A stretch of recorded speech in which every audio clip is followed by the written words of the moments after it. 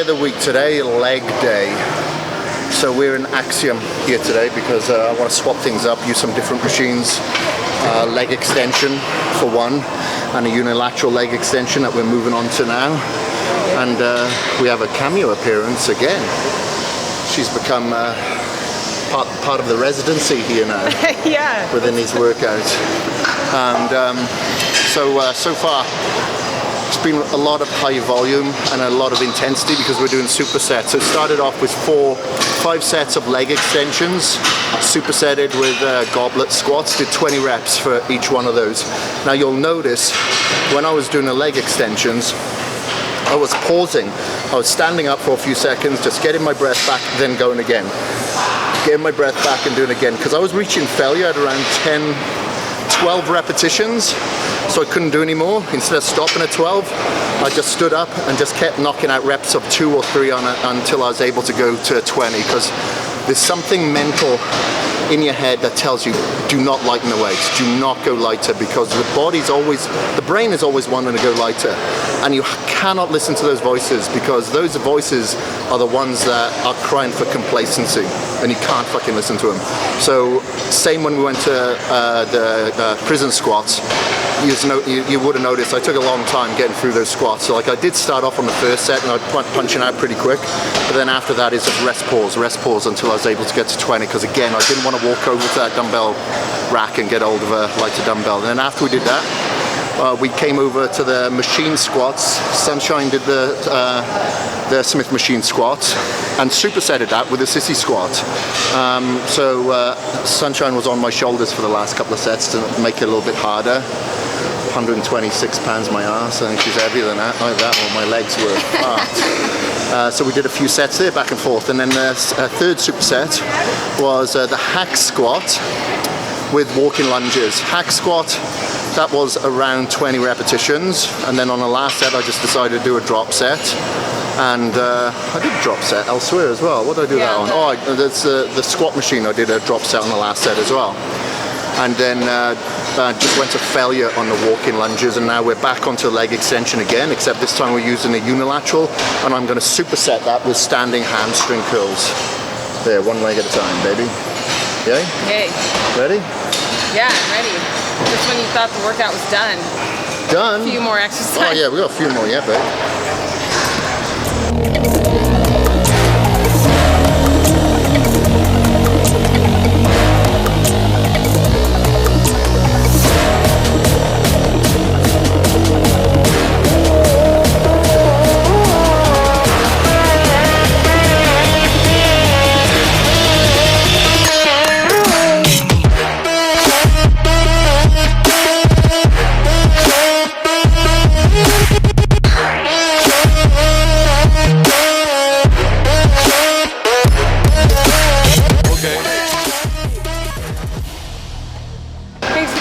That was freaking tough.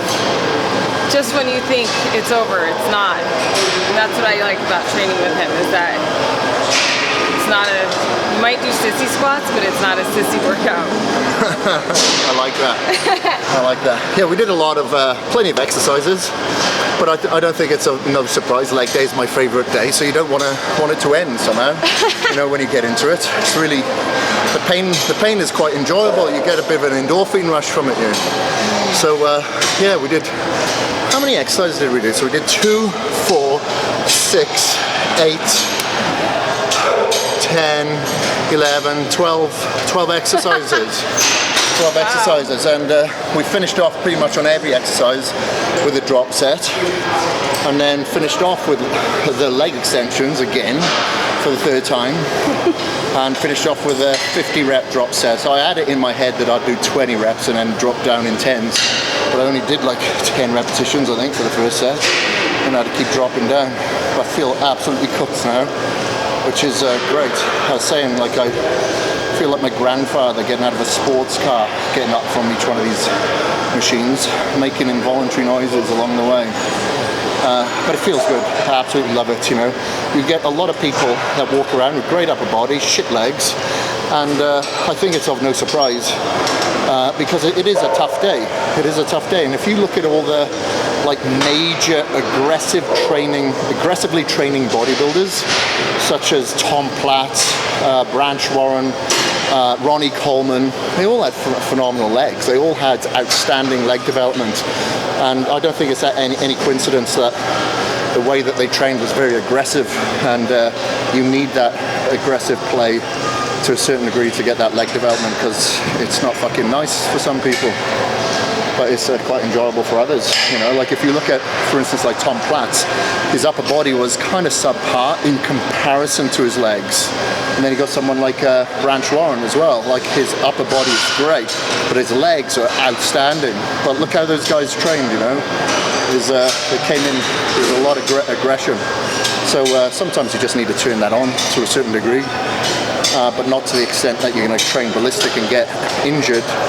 But you know, whenever the weaknesses in your brain is telling you can't do any more, chances are on legs that you can. Like when you're going really heavy, say on bench press, you cannot do one more rep. You just can't do one more rep. You just fucking cannot move it. When you're doing high reps on legs, you can do it. You know, you just got to find it within your noggin to get it done. Anyway, time for a shake. Do a bit of cardio, get rid of the lactic acid, and eat till our heart's content, because I'd say we burnt off about 1,000 calories there. Peace. Well, I was gonna say something. Just because it's like for women, like not all women, but for most women, they carry a lot of extra weight, extra fat on their legs. And for me anyway, my legs are my most stubborn area. And in the past, when I would just kind of like train them similarly to how I maybe train my upper body, I didn't really see much change. But it's like now I'm really trying to shift the focus to kind of have that aggression, I guess, in training for my legs, whereas like I might not necessarily need that to get the results I want in my upper body. Yeah, there you go. Yeah. So that's it. That's it now. This might be. We might put this millennial obsolete. I'll always be a millennial, but. All right. Okay, that's it. Yeah. We're out.